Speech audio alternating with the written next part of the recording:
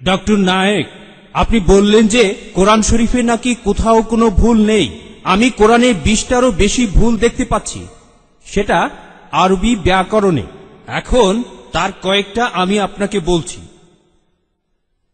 ইন্নাল্লাযীনা আমানু ওয়াল্লাযীনা হাদু ওয়াস-সাবিউন, এটা আছে সূরা বাকারায় আর সূরা হাজে। ইন্নাল্লাযীনা আমানু ওয়াল্লাযীনা হাদু ওয়াস-সাবিউন, এখানে কোনটা ঠিক, সাবিউন নাকি সাবিউন? 1 নম্বর। 2 নম্বর হলো কোরআনে আছে, হ্যাঁ, কিন্তু এছাড়াও আরো আছে। সূরা তাহার 63 নম্বর আয়াতে ইন্না হাজানি লেসাহিরান, ভুল, ইন্না হাজাইনি লেসাহিরান। এটার কি ব্যাখ্যা দেবেন? এছাড়াও আমি আরো অনেক ভুলের কথা জানি। এক্সকিউজ মি, আমরা শুধু প্রথম প্রশ্নটা গ্রহণ করব, সময়ের অভাবে দ্বিতীয় প্রশ্নটা গ্রহণ করতে ঠিক পারছি না। আছে, ঠিক আছে।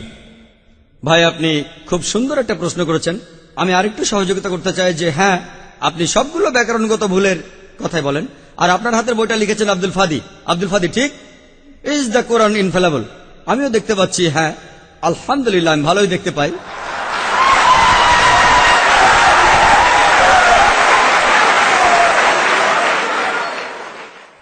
আমি এই 20টা ভুলের সবগুলোর উত্তর দেব, কারণ আমি বইটা পড়েছি। আমি সবগুলোর উত্তর দেবো ইনশাল্লাহ, ইনশাল্লাহ। 1 নম্বর পয়েন্ট ভাই, 1 নম্বর পয়েন্ট, এখানে 1 নম্বর পয়েন্ট হলো যে আরবির সব ব্যাকরণ এসেছে কোরআন থেকে। কোরআন হলো সর্বোচ্চ আরবি বই, যে বইটাতে সবচেয়ে উঁচু মানের সাহিত্য আছে। আরবি ভাষার সব ব্যাকরণ এসেছে কোরআন থেকেই। কোরআন হলো ব্যাকরণের মূল গ্রন্থ, আর কোরআন যেহেতু ব্যাকরণের মূল গ্রন্থ এবং সব ব্যাকরণে এসেছে কোরআন থেকে, কোরআনে কোনো ভুল থাকতে পারে না। 1 নম্বর পয়েন্ট। 2 নম্বর পয়েন্ট, 2 নম্বর পয়েন্ট, 2 নম্বর পয়েন্ট। ব্যাপারটা এরকম যে আপনি একটা রুলার নিলেন, আর সেই রুলারের গায়ে দাগ কাটা আছে, তারপর বললেন যে মাপটা ভুল হয়েছে। এটা বেশ অযৌক্তিক। 2 নম্বর পয়েন্ট, আরবে বিভিন্ন আলাদা আলাদা গোত্রে, আপনি যদি আরবি জানেন, আর ডক্টর উইলিয়াম ক্যাম্বেল আমার সাথে একমত হবেন যে আরবের গোত্রগুলোর মধ্যে ব্যাকরণ মাঝে মধ্যে বদলে যায়। কিছু কিছু আরবীয় গোত্রে যে শব্দটা স্ত্রীবাচক, অন্য আরেক গোত্রে সেটাই পুরুষবাচক।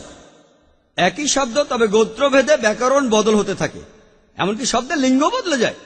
তাহলে আপনি কি কোরআনকে সবগুলো ব্যাকরণ দিয়ে পরীক্ষা করবেন? না। আর এছাড়াও কোরআনের ভাষা এত উঁচু মানের, এতই উঁচু মানের, এর কাছাকাছি কোনো সাহিত্য নেই। আর কোরআনের বিরুদ্ধে অনেক বই আছে, ইন্টারনেটে গেলে দেখবেন 12টা ব্যাকরণের ভুল, 21টা ব্যাকরণের ভুল, আব্দুল ফাদি 20টা ব্যাকরণের ভুল। আপনাদের কি ধারণা খ্রিস্টানরা এই ভুলগুলো বের করেছে? কারাই ভুল বের করেছে জানেন? কারা করেছে? মুসলমানরাই।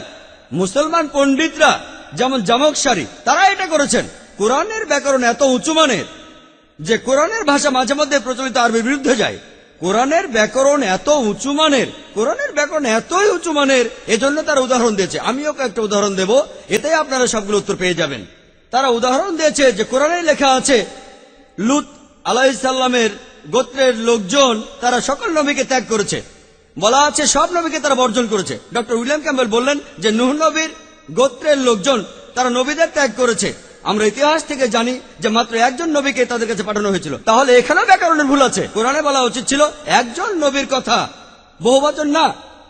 আর আমি একমত, আর আমার আপনার মতো লোকের কাছে মনে হবে এটা ব্যাকরণের ভুল।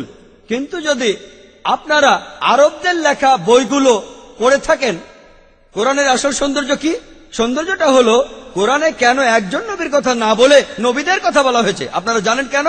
কারণ আমরা জানি যে সব নবীদের হেদায়েতের বাণী মূলত একটাই, যে ঈশ্বর একজনই, তাওহীদের বাণী, আল্লাহ সুবহানাহু ওয়া তাআলার বাণী। লূত আলাইহিস সালামের লোকজন এবং নূহ আলাইহিস সালামের লোকজন তাদের নবীকে ত্যাগ করেছিল, আর পরোক্ষভাবে নিজেদের নবীকে ত্যাগ করে তারা সব নবীদেরই ত্যাগ করেছিল।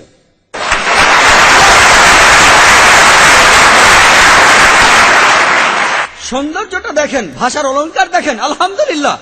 আপনার মনে হতে পারে এটা ব্যাকরণের ভুল, কিন্তু এটা ভুল নয়। একইভাবে নূর সারওয়ার নামে একজন বলেছেন যে কোরআন বলছে কুন ফা ইয়াকুন, হ বললে হয়ে যায়। এটা নাকি হবে কুন ফা কানা, হ বললে হয়ে যেত। হ্যাঁ, আরবির পাস্ট টেন্সে কুন ফা কানা, কুন ফা ইয়াকুন নয়, কিন্তু কুন ফা ইয়াকুন আরো উঁচু মানের। বলা আছে আল্লাহ তিনি ছিলেন, আছেন আর থাকবেন, অতীত, বর্তমান আর ভবিষ্যৎ। Thank you doctor Naik.